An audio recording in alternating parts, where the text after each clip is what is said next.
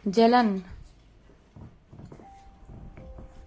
मेरा नाम रचना है।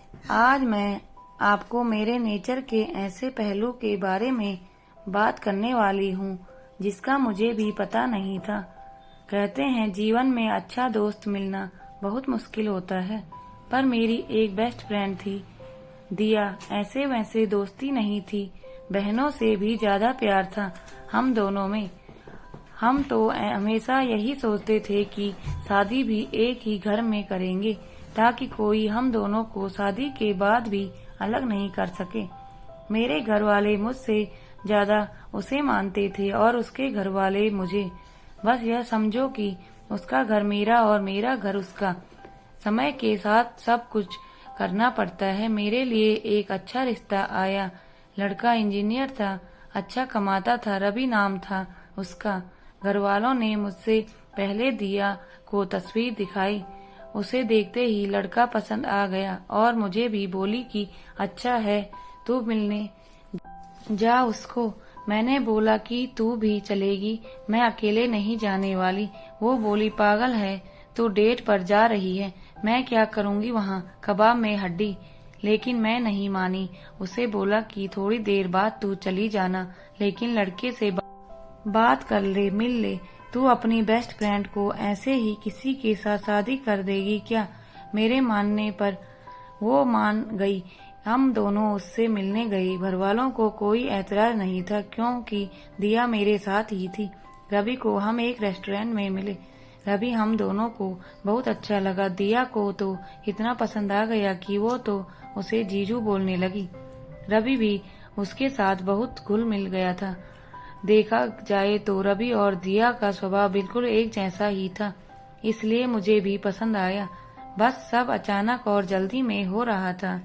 चट मंगनी और पट ब्याह वाला सीन हो रहा था। मेरे साथ बहुत जल्दी में हमारी शादी हो गई। एक अच्छी बात यह थी कि रवि की जॉब हमारे शहर में ही थी। उन्होंने एक नया फ्लैट ले लिया था। बाकी फैमिली अभी अपने पुराने घर में ही रहती थी। इस कारण शादी के बाद भी मुझे घरवालों और दिया से मिलने में कोई प्रॉब्लम नहीं होती थी। आए दिन वो मुझसे और रवि से मिलने हमारे यहाँ आती रहती थी। शादी के अभी 5 महीने ही हुए थे। पहले मैं दिया को घर पर खाने या कभी बाहर जाते समय बुला लिया करती थी, लेकिन फिर रवि खुद ही फोन करके बुलाने लग गए थे। धीरे धीरे मुझे पता भी नहीं चला और मैं दिया इनसिक्योर होने लगी। मुझे नहीं पता था कि शादी के बाद मुझमें यह चेंज आ जाएगा। रवि और दिया का स्वभाव एक जैसा ही था। दोनों को बातें करना बहुत पसंद था। मैं चुप रहती थी, दोनों हंसते ही रहते। दिया मुझसे ज्यादा इंटेलिजेंट, हंसमुख, मुंह फट थी। इस कारण हमेशा लोग उसे ज्यादा पसंद करते थे। शुरुआत में मुझे लगा कि अच्छा है, लेकिन बाद में मुझे यह सब अच्छा नहीं लग रहा था। मेरे पति का बार बार हर बात में दिया दिया करना मुझे चुभने लगा। उसका भी बात बात में उनका हाथ पकड़ना और हंसते रहना मुझे खाने लगा। मैंने अपनी तरफ से अब दिया को बुलाना और उससे मिलना कम कर दिया। मैं कोशिश करती कुछ बहाने से कि वो अब घर भी न आए। एक शाम अचानक ही वो और मेरे पति साथ में घर आए और बाहर डिनर का बोलने लगे। मैंने कहा कि मेरी तबीयत ठीक नहीं है। दिया बोली इसका हमेशा ऐसा ही रहता है, बोरिंग घर में रहती है, इसके लिए कुछ पैक करा लेंगे। चलो जीजू, हम दोनों चलते हैं। उन्होंने मेरी तबीयत भी नहीं पूछी और दिया के साथ बाहर डिनर पर चले गए। उस दिन मेरे कलेजे पर जैसे सांप लौट गए थे। मेरे साथ यह क्या हो रहा था मुझे नहीं पता था। बस मैं इतना जानती थी कि मुझे यह सब अच्छा नहीं लग रहा था। रात जब वो घर आए तो मेरा पारा चढ़ा था। वो तो आए ही उनके साथ दिया भी आ गई। दोनों अंदर आए और मेरा खाना टेबल पर रखते हैं। दिया कहती है कि अब मैं जाती हूँ। उसके यह बोलते ही मेरे मुंह से इतने दिनों का दबाया गया गुस्सा फूटा और मैंने कहा कि क्यों जा रही है, यहीं सो जाना हम दोनों के बीच में। दोनों की हंसी रुक गई। दिया को पता चल गया था कि मैंने मजाक में नहीं बोला है। कुछ पल उसने मेरी तरफ देखा, फिर दरवाजा खोलकर चली गई। रवि मुझसे कहते हैं, ये क्या तरीका है बात करने का। मैंने कहा, आप ज्यादा चिंता मत करो, वो मेरी दोस्त है, आपको इतना बुरा क्यों लग रहा है।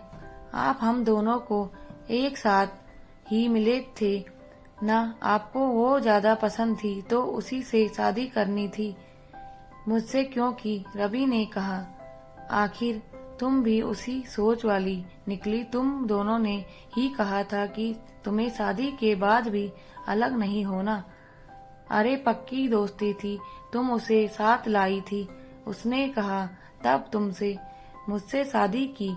मैं चाहता था कि तुम खुश रहो और अगर तुम्हें कुछ प्रॉब्लम थी तो मुझसे बात करती, अचानक ऐसे कुछ भी बोल रही हो। रवि यस बोलकर कमरे में चले गए। उस समय मैंने जो किया मुझे सही लगा, पर जो मैं महसूस कर रही थी वो मैंने बोल दिया। अगले दिन सुबह रवि ने मुझसे बात नहीं की, ना ही दिया का फोन आया और ना ही वो घर आई। 1-2 दिन इनका मूड खराब रहा, लेकिन फिर वो सही हो गए। शायद दिया ने ही उन्हें ऐसा करने का बोला हो, लेकिन अब घर में उनके मुंह से दिया का नाम नहीं आया। करीब 2 महीने हो गए थे दिया को आए या बात करे। यह मेरे साथ नॉर्मल थे, उस बात की चर्चा भी उस दिन के बाद नहीं हुई। फिर अचानक जब वो ऑफिस गए थे तब दिया फ्लैट पर आती है। उसे 2 महीने बाद मिलने पर भी मुझे कुछ ज्यादा खुशी नहीं हो रही थी। वो आकर सीधा अंदर बैठ गई। मैं अभी भी उससे बात नहीं कर रही थी।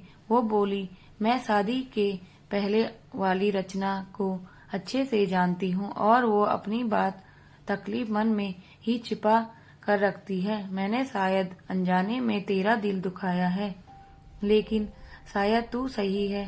शादी प्यार के बाद कैसा महसूस होता है मुझसे ज्यादा तू जानती है। दोस्त की अपनी जगह होती है और प्यार की अपनी। मुझे इस तरह तेरी जिंदगी में नहीं घुसना चाहिए था। यह सारी बातें मैं शायद मेरे पति के लिए भी महसूस करूं। पहले मुझे तुम पर गुस्सा आया, लेकिन अब मुझे लगता है गलती मेरी भी है।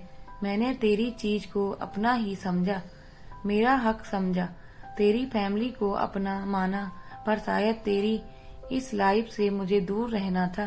खैर अब तो दूर हो ही जाऊंगी, मैं भी शादी कर रही हूँ।